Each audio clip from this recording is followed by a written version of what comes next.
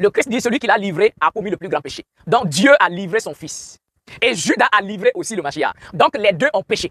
On est dans la Bible chrétienne, hein? D'accord? On est toujours dans le dogme chrétien. Donc dans le dogme chrétien et bibliquement, Dieu a péché et Judas a péché. Parce que c'est les deux qui ont livré le Christ.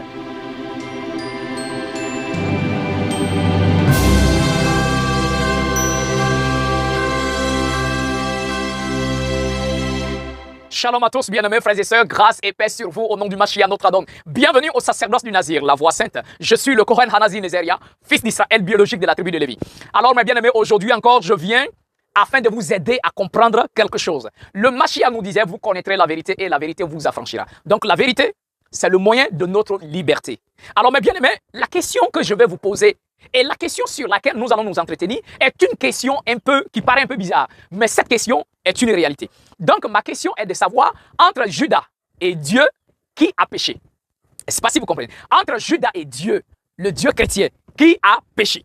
Alors, sans plus tarder, je vais prendre avec vous un passage. D'accord? Nous allons lire dans la Bible chrétienne, pas dans l'épée justicière, un passage de Jean, le chapitre 19, et nous allons lire à partir du verset 10. Alors, je fais la lecture, Jean, le chapitre 19, le verset 10. Alors, voilà ce qu'il dit. Pilate lui dit, est-ce à moi que tu ne parles pas?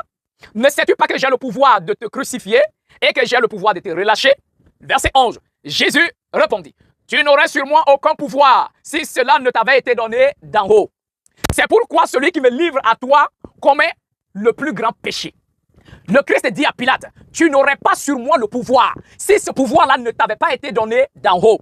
C'est-à-dire c'est Dieu, le Dieu d'en haut qui t'a donné le pouvoir sur moi. Voilà pourquoi tu peux me tuer ou soit comme tu dis, tu peux me relâcher. Et le Christ dit, celui qui me livre à toi a commis le plus grand péché. Donc la question qui se pose, qui a livré le Christ? Dans la Bible chrétienne, nous aurons deux réponses. D'accord? Parce que dans la Bible chrétienne, il y a deux personnes qui ont livré le Christ à la mort. Maintenant, ces deux personnes-là, nous allons essayer de déterminer. Donc, je commencerai premièrement par la personne la plus remarquable. Donc, nous allons prendre Romains le chapitre 8 pour déterminer qui est la première personne ou bien le premier être à livrer le Mashiach. Romains le chapitre 8. Romains chapitre 8, le verset 31 à 32. Écoutez bien ce que la parole dit. Que dirons-nous donc à l'égard de ces choses? Si Dieu, écoutez bien, si Dieu est pour nous, qui sera contre nous? Verset 32. Lui Dieu, qui n'a pas épargné son propre fils, mais il l'a livré pour nous tous. Comment ne nous donnera-t-il pas aussi toutes choses avec lui? Donc, le Christ dit à Pilate, celui qui me livre à toi a commis le plus grand péché.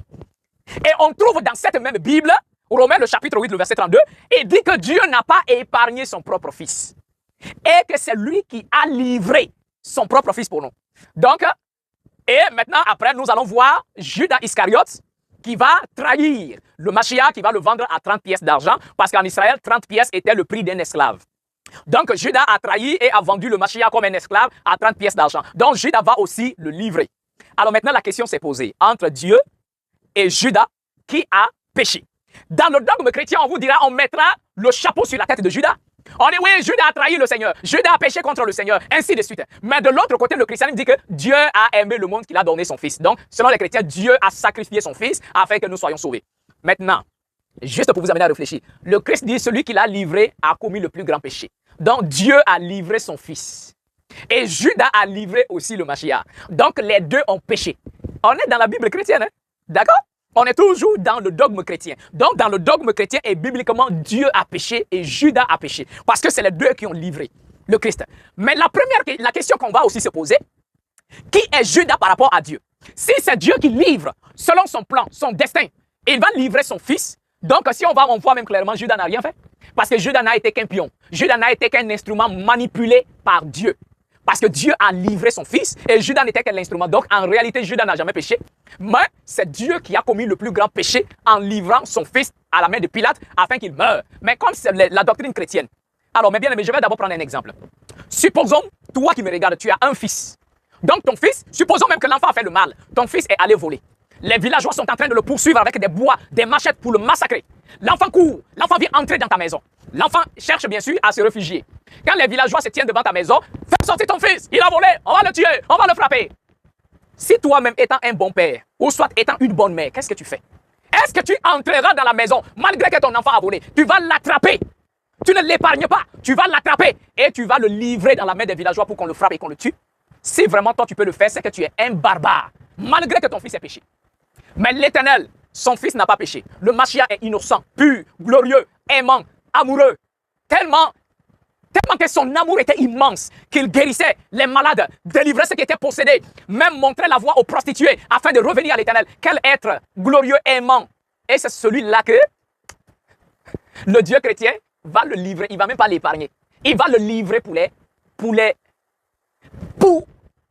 hommes abominables en réalité. L'être innocent, c'est ce qu'on essaie de justifier par la Bible, que non, l'amour de Dieu est tellement immense, lorsque nous étions encore des pécheurs, le Christ est mort pour nous. Un maudit, il faut être maudit et être un fils du diable, croire qu'on va prendre un être innocent pur et on va livrer celui-là pour toi. Tu te crois qui? Tu penses que tu es qui? Au point le Tout-Puissant va prendre son fils pour le tuer à cause de toi. Ah, c'est que toi, tu es exceptionnel. Tu es vraiment exceptionnel. Un être abominable, puant, abominable. Au lieu de chercher à te repentir, à regretter ton péché, à pleurer sur toi de tout ton être et à changer de vie, tu es là te glorifier que le Tout-Puissant va envoyer son fils pour toi. Fils du diable, c'est dans les enfers que tu vas te retrouver. C'est dans l'enfer là que tu vas comprendre que vraiment l'amour de l'Éternel est trop parfait pour toi. Quand le feu va te dévorer à l'intérieur. Ézéchiel, le chapitre 18, le verset 20 à 21. L'Éternel dit, l'âme qui pêche, c'est celle qui mourra. Ok? Il dit, le fils ne portera pas l'iniquité de son père. Et le père ne portera pas l'iniquité de son fils. Écoutez bien. La justice du juste sera sur lui. Et la méchanceté du méchant sera sur lui. Vous avez compris? Et l'Éternel dit, est-ce que mon désir c'est que le pécheur meure? Il dit non, c'est qu'il se repente et qu'il change. L'Éternel dit, si le pécheur s'est repenti de tout son péché, il a commencé à faire le bien. L'Éternel dit, j'oublierai tous les péchés qu'il a commis. Voici le chemin de la repentance et du salut. Repends-toi au lieu de rester là que l'Éternel a livré son fils. Mais voilà, donc bibliquement, Dieu a péché. Bibliquement. Selon la doctrine chrétienne, Dieu a péché. Mais moi, je ne peux pas adorer le Dieu chrétien. Je ne peux pas adorer le Dieu chrétien barbare, un barbare qui livre son propre fils, qui n'épargne pas son propre fils, mais il le livre à la mort à cause des pécheurs. Donc, qui va être bon? Qui va être bon? Et puis on va l'attraper et puis on va le faire mourir pour ceux qui sont coupables là. Non, non, non, non. Moi, je ne suis pas dans ça. Mais l'épée justicière, la véritable parole de l'Éternel ne justifie en aucun cas que l'Éternel serait celui-là qui livre son fils afin qu'il soit tué. Jamais de la vie.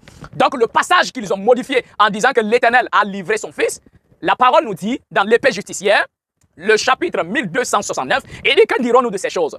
Si le souverain est pour nous, qui sera contre nous? Lui qui nous a épargnés par le moyen de son fils, qui nous l'a donné pour nous tous, comment ne nous donnera-t-il pas aussi autre chose gratuitement? Donc, dans l'épée justicière, on nous fait comprendre que nous étions candidats pour l'enfer. Nous étions méchants dans le péché par-ci, par-là. Nous nous sommes détournés de l'Éternel, mais par le Mashiach, l'Éternel nous a épargnés. Voilà pourquoi le Mashiach, quand il descend sur terre, il dit, tes péchés te sont pardonnés. Tes péchés te sont pardonnés. Quand il a dit à quelqu'un, tes péchés te sont pardonnés, les pharisiens qui étaient à côté disent, ah, qui est cet homme? Il blasphème. Qui est cet homme? Seul l'Éternel pardonne les péchés. Et il dit, qu'est-ce qui est plus difficile? Lève-toi, marche, ou tes péchés te sont pardonnés. Afin que vous compreniez que le Fils de l'homme a sur la terre le pouvoir de pardonner les péchés. Donc le Tout-Puissant nous épargne de l'enfer par le moyen de son Fils bien-aimé qu'il envoie sur terre afin de nous montrer la voie, afin de nous montrer le chemin, afin de nous amener à l'amour authentique de l'Éternel par la repentance et par le regret de nos péchés. Et le verset dit, il a donné son Fils. Comme Jean 3,16 le dit, l'Éternel nous a aimés. Il a donné son Fils afin que celui qui croit en lui ne périsse pas, mais qu'il ait la vie éternelle. Mais comme les chrétiens barbares, des fils du diable qui aiment le sang, ils vont prendre Jean 3,16, ils le mettent dans le contexte que Dieu a donné son Fils pour qu'il soit sacrifié. Est-ce qu'il y a le mot sacrifié dans le verset? Est-ce qu'il y a le mot tué dans le verset? Jamais. Mais on dit afin que celui qui croit en lui, c'est l'écouter, accepter. Voilà pourquoi il dit celui qui croit en moi, ce n'est pas seulement moi qui crois, mais à mon Père qui m'a envoyé. Est-ce qu'il y a la notion de tuer quelqu'un dans Jean 3,16? Mais ces barbares là, ils ont la notion de sang partout. Alors mes bien-aimés, revenez à la véritable parole. Si vous restez dans la doctrine chrétienne, alors soyez d'accord que Dieu a péché. Soyez d'accord que Dieu a péché. Donc lui-même, il se retrouvera en enfer comme vous aussi. Mais pour ceux-là qui suivent la véritable parole de paix justicière, l'Éternel, à lui la louange, la gloire pour l'éternité. Le maître parfait au-dessus de tout. Le parfait des parfaits, le saint des saints, le glorieux des glorieux. Le maître suprême de l'univers. Qui est parfait en toutes choses. Donc c'est celui-là que nous vénérons. C'est celui-là que nous adorons. Le maître suprême de tout. Alors si tu veux adorer un Seigneur, un maître suprême comme Yahuwah le Père, le glorieux des glorieux, nous t'invitons à venir dans la véritable parole. Dans la vraie doctrine. Mais si tu veux adorer un Dieu pourri, méchant, barbare, qui est en réalité Satan, reste dans ta Bible. Et ainsi, tu seras un vrai fils du diable. Que le Tout-Puissant, l'Éternel vous accorde sa grâce. C'était le Kohen Hanazi Nezeria. Et moi je vous dis, shalom.